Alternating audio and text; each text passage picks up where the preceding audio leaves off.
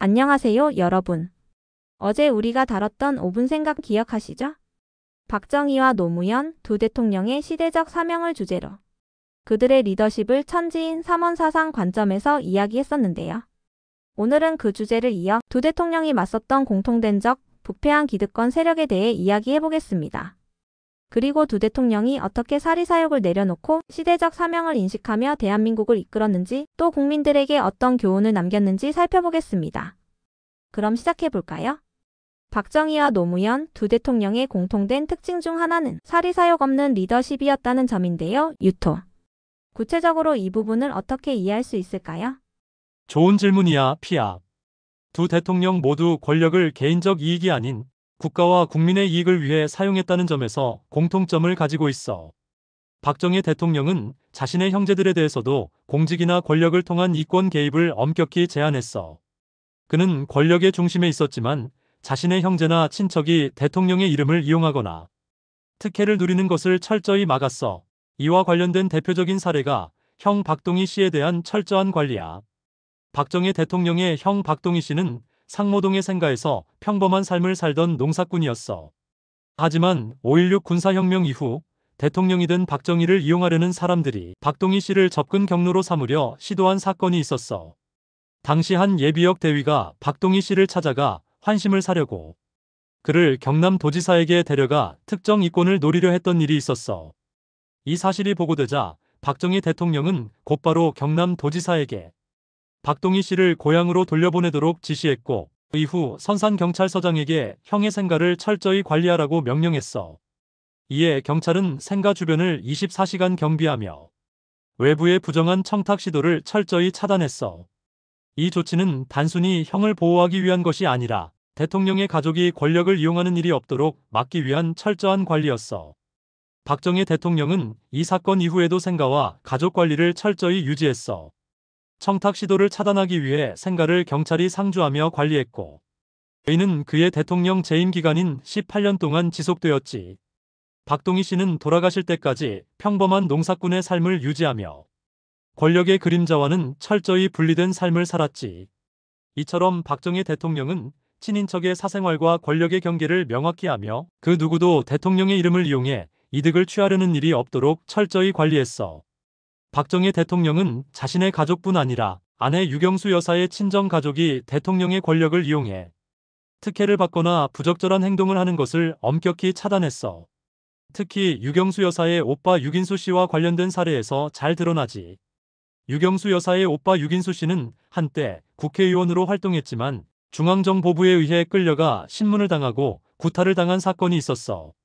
당시 중앙정보부는 대통령의 가족이라 할지라도 권력과 무관하게 엄격히 조사하도록 지시를 받았고, 이는 대통령의 친인척조차도 특별 대우를 받지 못했음을 보여주는 얘기지.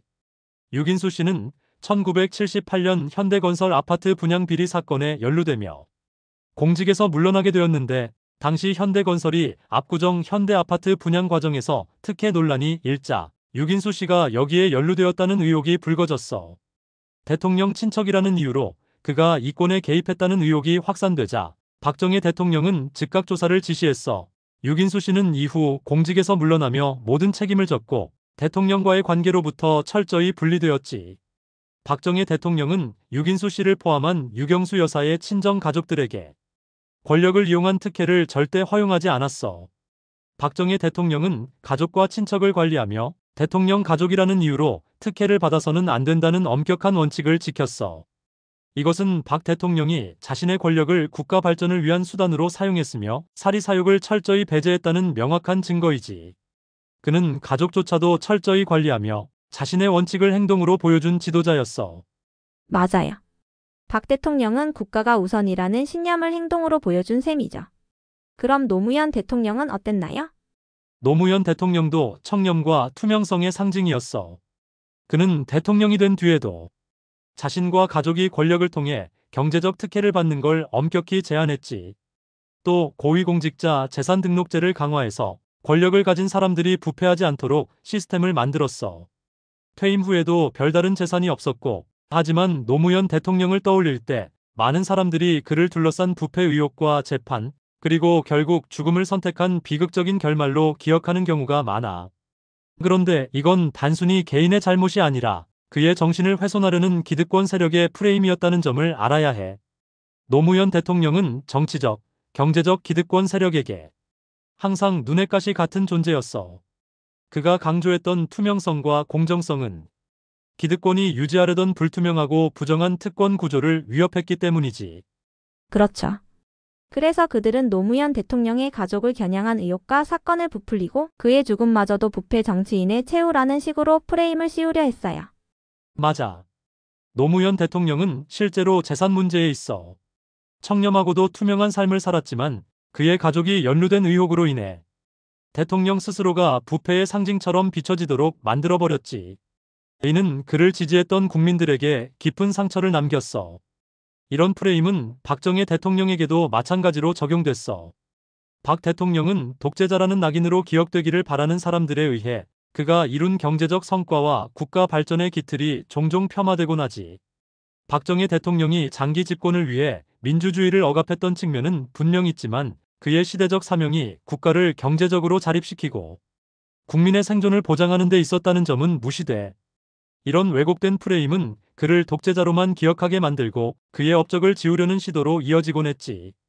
결국 박정희 대통령과 노무현 대통령 모두 기득권 세력이 만든 프레임의 희생자라고 볼 수 있어. 박정희 대통령이 독재자로만 기억되기를 바라는 사람들과 노무현 대통령이 부패 정치인으로 낙인 찍히기를 바라는 사람들이 같은 목적을 가지고 있는 셈이야. 이는 조선사 편수회에서 자랑스러운 우리 역사를 수치스러운 역사로 만들었던 작업과 비슷한 거야. 그 목적은 국민들이 두 지도자의 사명과 정신을 제대로 이해하지 못하게 하는 거지. 그래서 평범한 국민들은 이들의 프레임에 휘둘리며 좌우 대립으로 변질되어 본질을 못 보게 되는 거군요. 결국 박정희와 노무현 두 대통령은 각각의 방식으로 국민을 위해 헌신했지만 그 정신은 왜곡된 기억 속에서 희미해지는 안타까운 현실이죠. 두 지도자가 사리사욕을 내려놓을 수 있었던 배경에는 각자 시대 정신을 읽고 그 속에서 자신의 사명을 깨달은 과정이 있었던 것 같아요. 유토 이 부분은 어떻게 해석할 수 있을까요? 먼저 박정희 대통령은 전후 복구와 민족 중흥이라는 시대적 사명을 깨달았어. 한국 전쟁 이후 대한민국은 국제 원조에 의존하며 경제적으로 자립할 힘이 없었지. 박 대통령은 이를 우리 스스로 자립하지 않으면 다른 누구도 우리를 도와주지 않는다는 민족적 과제로 보았어. 그는 경제개발 5개년 계획과 자주 국방을 통해 경제적 자립과 안보의 자립을 동시에 추진했어. 하지만 박정희 대통령의 이런 노력에도 불구하고 그를 독재자로 낙인 찍고 싶어 했던 기득권 세력들은 당시에도 여전히 권력의 그늘 속에 숨어 기회를 엿보고 있었어.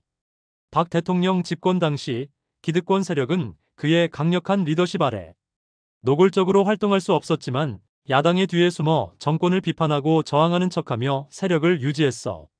일부는 학계와 언론을 통해 또 다른 일부는 기업과 재계를 통해 다시 자신들의 영향력을 확장하려고 애썼지. 그들은 민주화를 바라는 국민들과는 다른 목적을 가지고 있었어.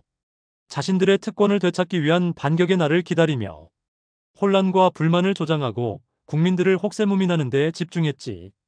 박정희 대통령은 이러한 기득권 세력의 존재를 알고 있었지만 그보다 더 중요한 건 대한민국의 경제적 자립과 국민들의 생존을 보장하는 것이었어. 그는 그들을 제압하는 데 시간을 낭비하지 않고 오직 국가의 성장과 발전이라는 민족적 사명에 집중했지. 그러나 이 기득권 세력은 박 대통령이 서거한 후 곧바로 그들의 영향력을 드러내며 정치와 사회 곳곳에서 다시 목소리를 높이기 시작했어. 그들의 목적은 박 대통령의 업적을 폄하하고 그를 단지 독재자로만 기억되게 만들어 자신들의 특권 구조를 유지하려는 것이었어. 그렇군요. 그럼 노무현 대통령을 부패한 정치인으로 낙인 찍은 것도 그들이겠네요? 노무현 대통령은 민주주의와 국민주권의 가치를 시대적 과제로 보았어. 그는 군사독재와 기득권 정치의 폐해 속에서 국민이 정치의 주체가 되어야 한다는 신념을 가지고 있었지. 특히 참여정부라는 이름으로 국민들이 직접 정치 과정에 참여하도록 장려했어. 그는 국민주권을 되찾는 것이 시대의 사명이라고 믿었던 거야. 하지만 노무현 대통령의 이러한 노력에도 불구하고 박정희 대통령을 독재자로 낙인 찍어야 했던 그 기득권 세력들은 노무현 대통령의 사명과 계속 부딪혔어. 그들은 그를 눈엣 가시로 여기며 직접적인 공격 대신 약점을 찾을 기회를 엿보고 있었지. 노무현 대통령이 강력한 기득권 구조를 개혁하려는 의지를 보일 때마다 그들은 이를 이념적 갈등으로 몰아갔고 국민들 사이의 분열을 조장했어. 대연정을 시도하며 정치권의 구조적 개혁을 이루려 했던 그의 행보조차 타협 없는 이상주의로 비난받았고 실수나 실책은 과장되거나 왜곡되어 공격받았어.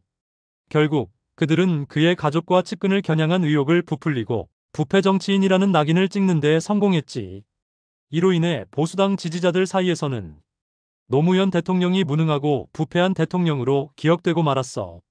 더욱 안타까운 점은 진보당 지지자들조차 진정한 노무현 정신과 그 가치를 깊이 이해하지 못하게 된 현재의 현실이야. 그의 투명성과 국민주권을 강조한 철학은 단지 참여정부라는 이름으로 축소되어 기억되거나 개인의 비극적 결말에 가려져 버렸지. 노무현 대통령이 추구했던 민주주의와 정의로운 국가라는 이상은 그가 남긴 구체적인 행동보다 상징적인 의미로만 소비되는 경우가 많아졌어. 결론적으로 박정희 대통령이 독재자로 낙인 찍힌 것처럼 노무현 대통령 역시 기득권 세력의 프레임 속에서 그의 업적과 정신이 왜곡되고 희미해진 안타까운 현실이야. 이 두 지도자는 서로 다른 시대적 사명을 수행했지만 그들의 공통점은 모두 국민을 위해 헌신했고 기득권과의 싸움 속에서 그 가치를 끝까지 지키려 했다는 점이지. 두 대통령의 공통된 적은 국민이 아니라 부패한 기득권 세력이었군요. 이 부분을 구체적으로 설명해 줄래요, 유토? 물론이지, 피아. 박정희 대통령은 전쟁 이후 대한민국의 경제 구조를 장악하고 있던 기존의 부패 기득권과 싸웠어. 그는 모두가 잘 사는 나라를 만들기 위해 농촌 개혁과 산업화를 강행했고 이 과정에서 기득권의 저항을 무릅써야 했지. 이 부패 기득권은 단순히 해방 이후 생겨난 것이 아니었어. 그 뿌리는 조선시대 사대주의 양반 계층으로 거슬러 올라가 이들은 자신들의 특권을 유지하기 위해 왕권이 약화되길 바라며 외세에 의존해왔고 백성들을 억압하며 자신들의 부와 권력을 확대했지. 일제강점기에는 친일 부역자로 변신하며 일제의 통치 구조에 적극 협력했어. 일본의 식민 지배 속에서 이들은 조선인의 땅과 재산을 수탈하고 자신들의 지위를 공고히 하며 부를 축적했지. 해방 이후 이들은 미군정과 손을 잡으며 다시 한번 살아남았어. 미군정은 일본의 통치 기구를 그대로 이어받았고 친일 부역자들이 행정관료와 경제구조를 장악하는 상황이 지속됐어. 이승만 정권에서도 이들은 권력의 핵심부에 자리 잡았어. 부패한 정치와 결탁하며 부당한 이권을 챙겼고 농민과 노동자 등 대다수 국민은 여전히 가난에 허덕였지. 발췌개헌과 3.15 부정선거 같은 사건은 이 기득권의 탐욕이 얼마나 뿌리 깊었는지를 보여주는 사례야. 박정희 대통령이 등장하면서 이들 부패 기득권은 처음으로 강력한 도전을 받게 돼. 박 대통령은 경제 개발을 위해 기득권의 특권 구조를 해체하려 했고 이는 곧바로 저항으로 이어졌어. 박 대통령은 산업화를 통해 대규모 경제 성장을 이루려 했지만 기득권 세력은 이를 통해 자신들의 이익을 보장받으려 했어. 특히 초기 자금 조달 과정에서 과거 정권에서 축적된 부를 가진 기득권이 방해했어. 이에 박 대통령은 외국 자본과 직접 협상하며 경제 개발의 자율성을 확보하려 했지. 기득권 세력은 농촌 개혁을 통해 자신들의 땅과 이익을 빼앗길까 두려워했어. 새마을 운동과 같은 농촌 근대화 사업은 농민들이 스스로 일어서게 했지만 기득권 세력은 농촌을 정치적 기반으로 활용하며 이를 약화시키려 했어. 기득권 세력은 언론과 학계에 영향력을 행사하며 박 대통령의 경제 개발과 독재적 리더십을 끊임없이 비판했어. 일부 언론은 박 대통령의 정책을 왜곡하거나 과장하며 국민들 사이에 불만을 조장했지. 박 대통령은 경제 개발 과정에서 기업들의 협조를 요구했지만 일부 대기업은 이를 정치적 영향력 강화 기회로 이용하려 했어. 하지만 삼성 이병철이 부정축제 기업인 명단에 올랐을 때 박 대통령은 그를 포함한 재계 인사들에게 경제 개발에 기여할 것을 요구하며 압박했지. 또 경부고속도로를 건설하려고 할 때 당시 야당 정치인들은 고속도로는 사치이며 불필요하다는 이유로 반대했어. 이는 기득권 세력이 자신의 이익과 무관한 정책을 어떻게든 저지하려 했던 대표적인 사례야. 박정희 대통령은 단순히 경제 성장을 목표로 한 것이 아니라 민족의 자립과 진정한 독립을 이루기 위해 기득권과 끊임없이 싸웠던 지도자였어. 그의 경제 개발과 농촌 개혁은 단순한 정책이 아니라 기득권에 맞선 민족적 사명의 실현이었지. 하지만 이러한 노력에도 불구하고 기득권 세력은 그의 독재적 리더십을 과장하고 왜곡하며 그를 독재자로 낙인 찍으려는 프레임을 만들었어. 이는 결국 국민들이 그의 진정한 업적을 온전히 이해하지 못하게 하는 장애물이 되고 말았지. 노무현 대통령도 마찬가지였어. 그는 기득권 정치와 언론의 특권 구조를 해체하려 노력했지. 또한 부패한 재벌 중심의 경제 구조를 개혁하기 위해 대기업의 독과점을 억제하고 공정거래를 강화하는 정책을 추진했어. 대표적으로 삼성 엑스파일 사건에서 드러난 정치권과 재벌의 결탁을 파헤쳤고 이에 대한 문제를 공개적으로 비판했지. 또 언론 개혁을 위해 신문시장 독과점 해소법을 제정하며 특정 언론사가 시장을 장악하지 못하도록 했어. 이 과정에서 기득권 언론들의 강한 반발을 받았지만 그는 국민의 알 권리를 위해 끝까지 밀어붙였지. 노무현 대통령은 기득권과의 싸움에서 좌우를 초월한 특권 구조 전체와 대립했던 거야. 이 두 지도자가 맞섰던 기득권 세력은 단순히 좌파나 우파, 특정 정파에 속한 사람들이 아니야. 그들은 경제와 학계, 정치의 뒤에 숨어 있으며 국민들 위해 군림하며 자신의 특권과 이익을 유지하려는 세력이야. 그들은 우리 민족의 찬란한 역사가 밝혀지고 국민들이 자주와 독립, 그리고 민족의 번영이라는 사명을 깨닫지 못하도록 막아. 국민이 자신들의 진정한 힘과 가치를 깨달으면 이들이 군림할 수 있는 기반이 약해지기 때문이지. 박정희, 노무현 같은 뛰어난 지도자가 등장했을 때 이들은 때로는 숨어 있고 때로는 저항하며 여전히 우리의 삶에 보이지 않는 방식으로 영향을 미치고 있어. 노무현 대통령은 이러한 기득권 구조와 끊임없이 싸웠어. 그는 검찰 권력이 정치적 기득권과 결탁해 권력을 남용하는 것을 막으려 했지. 참여정부 시절 검찰의 독립성과 정치 개입을 줄이기 위한 제도 개혁을 추진했지만 기득권 세력의 저항으로 큰 어려움을 겪었어. 국방 분야에서도 기득권 세력과 충돌했어. 노무현 대통령은 전시작전권 환수를 통해 한국의 군사적 자주성을 강화하려 했지만 이는 기존의 군사 기득권 세력에게는 위협으로 받아들여졌지. 결과적으로 그는 보수 세력의 반발과 언론의 비판에 직면해야 했어. 그는 기득권 언론의 왜곡된 프레임에도 시달렸어. 특정 언론은 그의 정책과 발언을 왜곡하거나 과장하며 그를 무능하고 편향된 인물로 몰아갔지. 이는 대다수 국민들에게까지 영향을 미쳐 그의 진정한 의도가 제대로 전달되지 못하게 했어. 박정희와 노무현 두 지도자는 서로 다른 시대적 배경과 목표를 가지고 있었지만 공통적으로 기득권 세력과 싸우며 국민을 위한 국가를 만들기 위해 헌신했어. 하지만 기득권 세력은 여전히 사라지지 않았어. 그들은 우리의 삶 곳곳에 스며들어 보이지 않는 방식으로 자신들의 특권을 유지하고 있어. 이들은 국민들이 자주와 독립의 가치를 깨닫지 못하게 막고 갈등과 분열을 조장하며 국민들 스스로 자신의 사명을 자각하지 못하도록 만들고 있어. 결국 박정희와 노무현 두 대통령은 서로 다른 시대적 환경 속에서 사리사욕 없는 리더십과 시대정신의 실현이라는 공통된 철학을 보여준 지도자였습니다. 박정희 대통령은 물질적 자립과 경제 발전이라는 민족적 사명을 수행했고 노무현 대통령은 민주주의와 국민주권이라는 새로운 시대 정신을 구현하려 했습니다. 하지만 두 분 모두 기득권의 저항 속에서 그들의 진정성이 왜곡되거나 가려지기도 했습니다. 그럼에도 불구하고 그들이 남긴 유산은 여전히 오늘날 우리의 삶에 스며들어 있습니다. 시청자 여러분, 오늘날 우리가 살아가는 대한민국은 두 지도자의 희생과 사명 위에 세워져 있습니다. 그렇다면 지금 우리 시대가 요구하는 사명은 무엇일까요? 그리고 우리는 기득권 구조 속에서 우리 스스로 주인으로 행동하고 있을까요? 댓글로 여러분의 생각을 들려주세요. 좋아요와 구독도 꼭 부탁드리고 다음 시간에 더 깊은 이야기로 찾아뵙겠습니다. 감사합니다.